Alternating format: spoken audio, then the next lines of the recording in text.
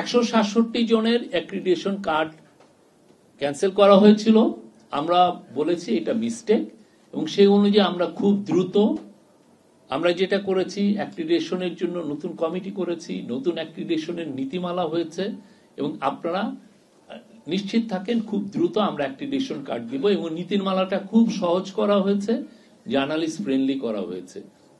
আপনাদের সবার প্রতিনিধি আমরা নিয়েছিলাম, এবং একটা আপনারা দেখতেও পারেন যে নীতিমালাটা কিরকম। আমরা আগের নীতিমালায় যেটা ছিল যে আপনি যদি অ্যাক্রিডিটেশন কার্ড নেন জার্নালিস্টরা, আপনি বিদেশে গেলে সরকারের অনুমতি লাগবে, এবং আপনি যদি অ্যাক্রিডিটেশন কার্ড নেন তাহলে আপনার সরকারের প্রশংসা করতে হবে, সরকারের বন্দনা করতে হবে। এখন এগুলো আমরা কিচ্ছু রাখিনি। আপনারা খুব শীঘ্রই আমি বলবো যে অ্যাক্রিডিটেশন আবার দেওয়া শুরু হবে, এবং যারা যারা জার্নালিস্ট তারাই পাবেন। আগের যেটা অ্যাক্রিডিটেশনের সবচেয়ে বড় সমস্যা যেটা ছিল সেটা হচ্ছে যে এটা নিয়ে ছাত্রলীগের ছেলেরা কাজ করতেন।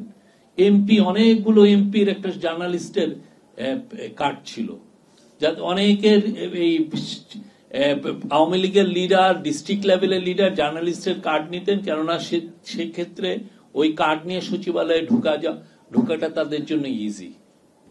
ওখানে যে অনেক ধরনের লবিং করতে পারেন, তার গ্রামের বাড়িতে রাস্তা বানানোর জন্য লবিং করেন, কোনো কন্ট্যাক্ট পাওয়ার জন্য লবিং করেন, জার্নালিস্টের কার্ডটা তাকে ইজি অ্যাক্সেস দিত।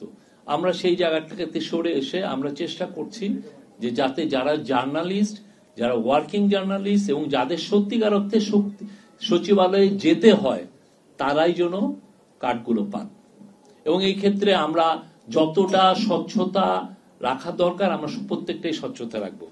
266 জন জার্নালিস্টের এগেনস্টে মার্ডার কেস হয়েছে। ডেইলি স্টারের একটা রিপোর্ট এসছে, তারা এটা করেছেন।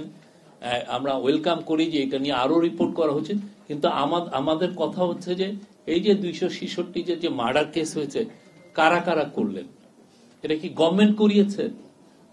দেখেন, ব্লেমটা কিন্তু আমাদের দিকে আসে যে না, আমরা আপনারা করেন নাই ঠিকই, কিন্তু আপনারা তো অ্যাকশনই নিতে পারেন। কিন্তু ওনারা কিন্তু লয়ারদের কাছে যাবেন না, লয়ারের কাছে জিজ্ঞেস করলে লয়াররাই কিন্তু ওনাদেরকে বললেন যে না, গভর্নমেন্টের পক্ষে একজন যদি কেস করে সেটা বন্ধ করা খুবই ডিফিকাল্ট, অলমোস্ট ইম্পসিবল। আপনি থানায় আমি বললাম আপনার কেসটা নিব না, সে চলে যাবে কোর্টে, কোর্টে যে বলবে, কোর্টের থেকে সে অর্ডার নিয়ে আসবে, নিয়ে এসে থানায় বলবে যে কোর্ট বলেছে আপনার কেসটা নিতে। আপনি আটকাবেন কিভাবে? এই 266-টার পিছনে কিন্তু ইন্টারিম গভর্নমেন্টের দায়ী না। আর এই 266টা যে মার্ডার কেস হলো, এই যে সাংবাদিকদের এগেনস্টে মার্ডার কেসটা কেন হলো, এই বিষয়টা আমরা মনে করি আমরা এটা আরো স্বচ্ছভাবে আমরা ইনভেস্টিগেট করছি। আমরা আশা করি এইটার আপনার রেজাল্ট পাবেন। আমরা যারা যারা এটার সাথে জড়িত না, এগুলোর সাথে যাদের বিরুদ্ধে হ্যারাসমেন্ট করা হয়েছে, আমাদের আইন উপদেষ্টা বারবার বলেছেন সেই বিষয়টা আমরা দেখছি। এবং যাদের যাদের আমরা অলরেডি বলেছি যে বেশি অলমোস্ট এভরি কেসেই 2, 3, 4, 5টা ক্ষেত্র ছাড়া এই কেসে আমরা কাউকে হ্যারেস করছি না, কাউরে আমরা অ্যারেস্টও করছি না।